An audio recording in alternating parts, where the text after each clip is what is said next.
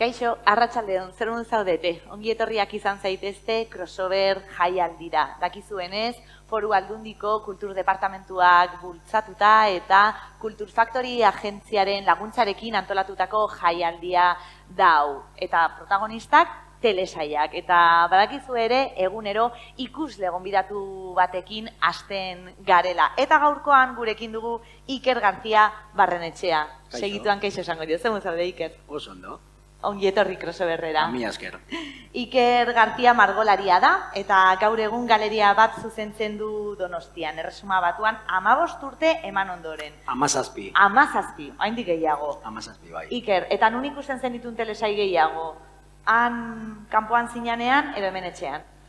Hemen etxean. Osa, Londresen bizi nintzanean ez nituen telesaiek ikusi, Ez. Ez telebistarik, ez zinemarik, edo, osea, zinema gehiagorik ez nuen ikusi. Oso ondo. Gero bueltatuko gara horrera, baina badakizu crossoverren badugu teoria moduko bat. Eta beti esaten dugu, aspaldi galdetzen genuena zela, ea seriak ikusten genitun. Baina orain galdera beste bat da, eta galdera da zer ikusten ari zara, edo ze kapitulutan zoaz. Zu nun kokatzen zea, orain dikan seriak ikusten dituzu? Gaur egun telesaiak ikusten ditut, batzuk. Ez ditut guztiak gogoratzen, baina orain ikusten ari naizen telesaia da Ripley. Uste dut 3 episodio ikusi ditu dela. Bai. Bueno, asko gustatzen ari zait. Eta azkeneko telesaia izan zen The Gentleman. Gai Ritchirena. Bai. Oso ona. Kapillo bat gustatu zitzaidan, bai. Bai. Ripley atzo, bai pasako lagunek kasi hor sartu zuten mundu amaituko balitz izan beharko genituzken telesaietan. Osake, ondo zabiltza, Vale. Esan bezala, telesaien biografia moduko bat egin nahi dugu zurekin, beraz, guazen Iker txiki horretan pentsatzera. Txikia zinanean, ze telesai ikusten zenitun edo zeintzuk gogoratzen dituzu? A ber, ariketa garrantzitsua izan da, Bai. Zue gonbidatu, cuando me invitasteis, bai. Lista bat eraikitzen hasi nintzen. Eta memoria egin behar izan. Hasieratik, gogoratzen dudan lehenengo gauza uste dut dela La Bola de Cristal. Larun batetan ikusten genuen, orduan, en La Bola de Cristal gogoratzen dut Los Monsters, de Familia Monsters. Gero hortik aurrera, Marrazki bizidunak, ez da? Marrazki bizidunak, bai. Eta hortik pilo bat ikusten dituen, baino, adibidez, Dragoi Bola, La Pantera Rosa, asko gustatzen zitzaidan. Ez zuela elkarrizketarik, baino musika bikaina zan. Gustatzen zitzaizan. Eta, todos los episodios euskaten zer nolako, Pantera Rosa beraren gauzak egiten, eta el efecto que tenía, ¿no? De las catástrofes que iba creando. Claro. Ana Barbera, Marrazki bizidunak, bai. El Coyote y el Correcaminos, Willy Fogg, baita ere. Baina uste dut gero, poliki, heldutarako Marrazki bizidunak agertu ziren, The Simpsons. Hor ja, bai. Beste garai bat da. The Simpsons, uste, The Simpsons, markatu zuela como una época, no? Zeinek ez du ikusi, ez? Behintzat kapituloren bat. Eta kolektiboaren humorean, como impactu bat izan dute, ez? Guztiok, genekin. Eta gero, aparte de Marrazki bizidunak, agian beste telesaiak, gogoratzen ditut, Londresera joan baino lehen, agian Cheers, Frasier, Aquellos maravillosos años. Zeona. Zein gehiago. Hor badaude pila bat, Gustatzen zitzaidan sitcom bat, uste dut dela sitcom, Búscate la vida, Get Alive. Hori ez dakit zein dan? With Chris Peterson. Zala karaktera, bere gurasoekin bizi zan, baina, heldua zan. Eta bere lana txirrinda batekin aldizkariak etxetara botatzen. Eta oso humore bikaina zuen, gustatzen zitzaidan. Alde horretatik gero, humore horrekin, agian The Office, edo gero, Hori series ja que he visto geroago más da, tarde. hori da, baina, eta txikitan ze atzo gure ikusle, Eta gero Doktoren Alaska eta Twin Peaks eta bai, horiek, ez? osea, bai. Claro, baina hor ja helduagoa zeina, baina saman nizun atzo gure ikusle gonbidatua Danel Esarri Ugarte izan zen, eta berak esaten zigun, txikitan marrazki biziduan ikusten zitula, baina goratzen zula nola helduek beste telesail batzuk ikusten zituzten, eta adibidez Ali McBeal ikusten zula bere ahizpa zaharrenak. Eta bera hor, pixka baten, tarteka ikusten zuela. Zuk gogoratzen aldezu helduek zer ikusten zuten, eta igual ezin zenula ikusi, edo ikusteko nahi hori izatea? Agian Doktoren Alaska, Twin Peaks, eta gero nire amari galdetu nion, eta esan zidan, arriba y abajo. Ah, bai! Hau zen, upstairs, Bai. baina hau ez dut goratzen. Ez, berari galtu diozu. Bai. Vale, oso ondo. Eta gogoratzen duzu, ze ja aipatu dituzu ez, Doktoren Alaska edo The Office, ja telesaio horiek beste garaikoak dira orduan. Ez dakit gogoratzen duzun zein momentutan konturatu zaren telesaien mundua beste bat zela. Ja ez zela telebista piztu eta asteroko kapitulua ikusi edo eguneroko kapitulo hori ez, The Simpson ikusten zenula, baizik eta ja hasten dira pirateoa, ja pizkaten gantxada, kapitulo asko ikusteko gogo hori, jendea telesaiak komentatzen eta esaten, nola ez duzu hau ikusi, gogoratzen duzu momentu hori? A ber, baina nik uste dut, gauza hau ni bizi dudala, ni Londresen bizi nintzanean, 17 urte horietan, nik ez nuen telebistarik ikusten. Gero urte horietan, uste BBC iPlayer eta beste plataforma handiak sortu zirala, eta hor, telesaiak edo filmeak a la carta ikusi podías verlas, no? Baina nik, urte, en todos estos años, ni hortik, estaba ahí y no tenía... Eta zure inguruan ere zituzten telesaiak komentatzen ze, esan diazu lagunei galdetu diezula eta ez zineten horretan. Ez. Uste, agian hemen, Donostira etortzen nintzanean, batzutan galdetzen duen, eta jendeak adibidez Los Soprano ikusten zuen, edo beste telesaiak, eta urte askotan asko gustatzen zaidan telesaia Breaking Bad, jende guztiak esaten zuen, ikusi behar dizu Breaking Bad, baina ni beste dinamikat nituen, lan pilo bat egiten duen, eta bero. Eta orduan, zein da gehiagotan gomendatu dizuten telesaia? Uste dut Breaking Bad. Breaking Bad horrekin turra eman dizute, ikusi behar duzu. Bai, eta nire erreakzioa esan, baino, ikusiko dut. Erreakzioa uste dut, kontrakoa zala. Bai, gero ikusi nuenean asko gustatu zitzaidan. Bai, arrazoia zuten orduan. Bai. Eta zuk, telesaien bat gomendatu duzu, igual ikusita eta beti da erabiltzen duzun telesai hori jendeari gomendatzeko? A ber, engantzatzeko agian, ikusten dut jendea, beraien erantzunean nire ikusten dut, ez? Ikusi baino lehen. Eta orduan esaten diet, ikusi behar duzu, nik berdina esaten duen, baina Breaking Bad oso ona da.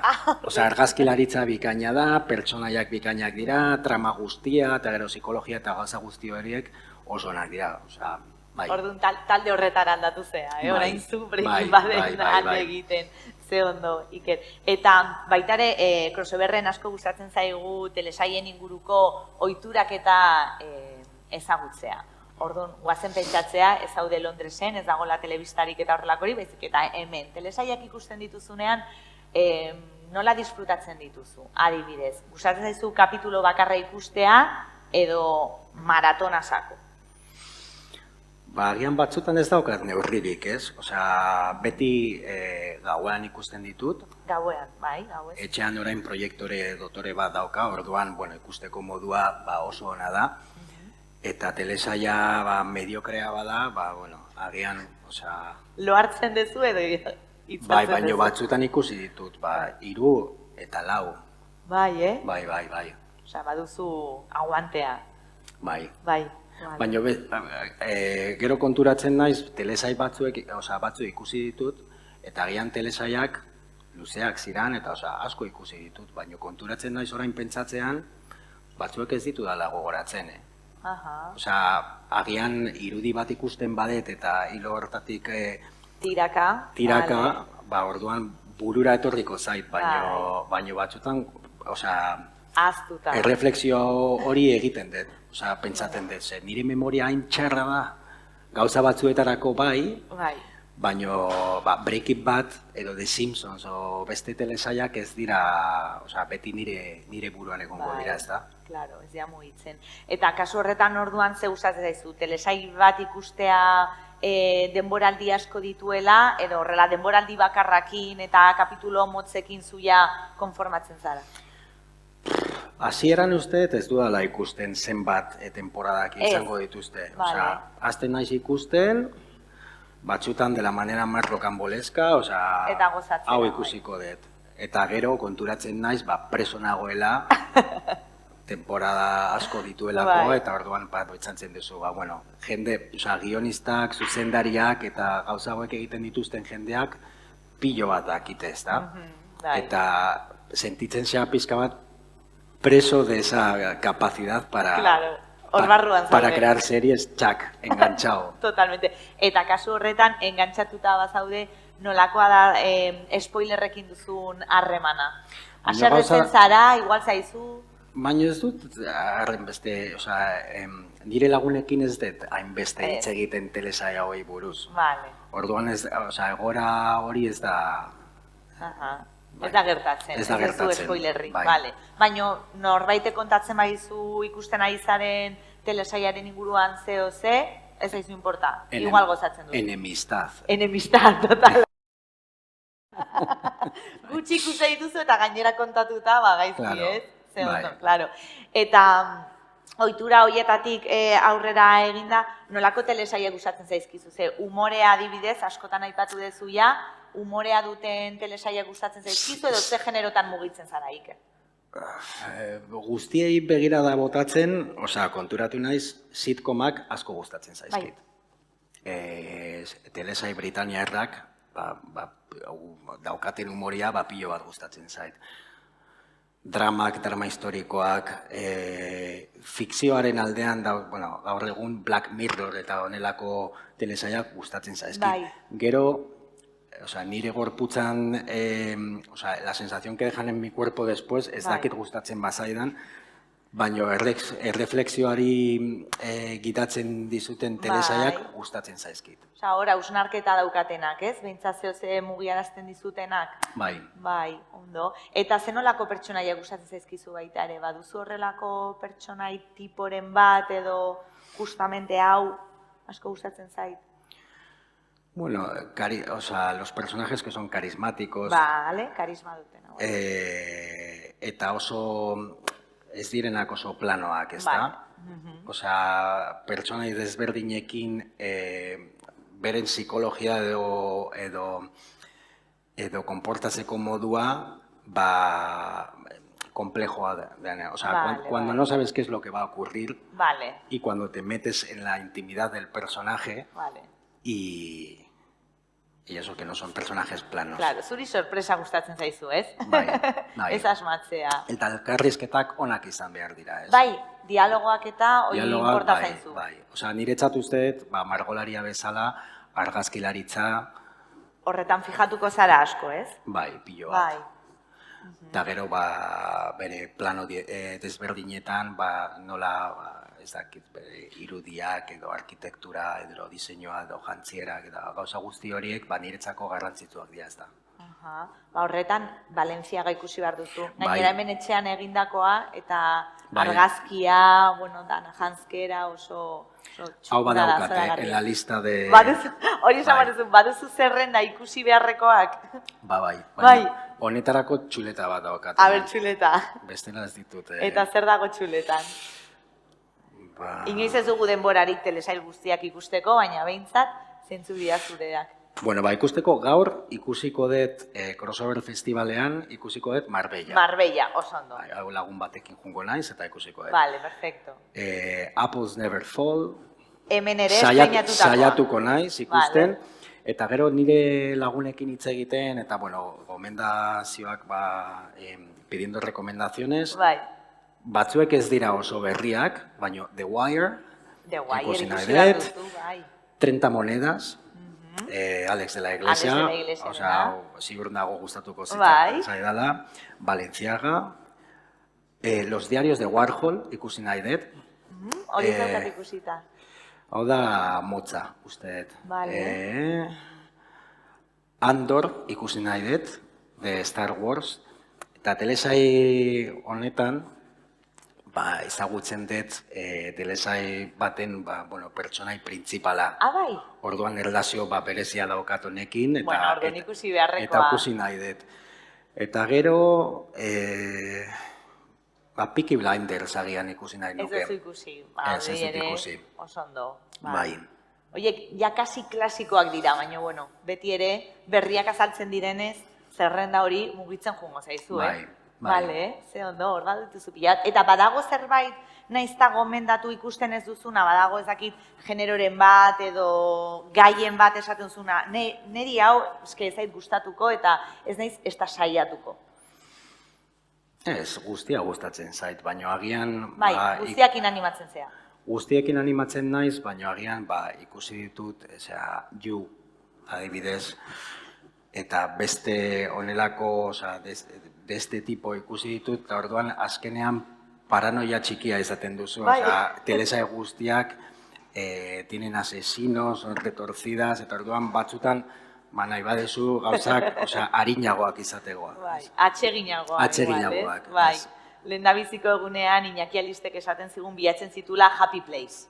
Orduan izan behar zutela denak atseginak. Edo bintzatez izan hainbesterako violentzia. Eta telesaietan fijatuta ere beti amaierak oso komentatuak izaten dira, ezakit zuretzat zer da amaiera on bat. Zerekin gelditzen zara gustora, Iker? Ikusi nun telesai bat, uste dut izena zela La Señal, The Signal. Uste dut ala alemana. Eta telesai honetan gustatu zitzaidan, azkenean erreflexioari gonbidatzen te invitaba a la reflexión, ez? Orduan, amaiera hauek gustatzen zaizkit. Beste telesai batzuetan, pixka bat sentitzen naiz preso de la inteligencia y la capacidad de un equipo que me atrapa. Claro, ja, gurekin egiten nahi dutena, ez? Bai, orduan, si van a poner 2, 3, 4 más, pues... Claro, azkena Iker, eta zure lanean eraginik aldute telesaiek, orain justo komentatu duzu Los diarios de Warhol, ez dakit nunbait aurkitzen duzun inspirazioa telesaien batean, pertsonaien batean, gertatu zaizu? Zut nabaritzen. Ez. Ez dakit, gauza guztiak inpakto bat dute zuraldean, la kultura visual, gaur egun gure telefonoetan ikusten ditugun irudi guztiak, con el scroll infinito, orduan, ez dakit, baina, Black Mirror da, honelako telesaiak, niretzat batzuetan kritikak egiten ditudanean, distopiara ikusteko modua agian pixka bat moldatzen dizu, ikusteko zure begirada. Oso ondo, oso ondo.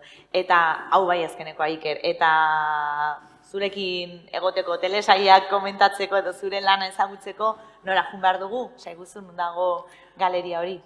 Nire leku txikia Loiolako auzoan dago, La Drogueria du izena, eta hau da nire lan berriak egiten ditudan lekua, eta leiho txiki bat dauka, eta hor nire margoak eta marrazkiak eta edizioak ikusi ditzakezue. Ondo, urrengoa igualan egingo dugu, bale? Perfecto. Iker Gartia, eskerrik asko gurekin egoteagatik. Ni esker. Eskerrik asko. Eta zuei ere, eskerrik asko gurekin egoteagatik, eta ez zaitezte urrutira jun, ze segituan Reina Roja etorriko da crossoverrera enseguida. Vamos a recrear todo el universo de Reina Roja fijándonos en sus efectos visuales. Así que enseguida volvemos aquí en Crossover. Eskerrik asko, gero arte.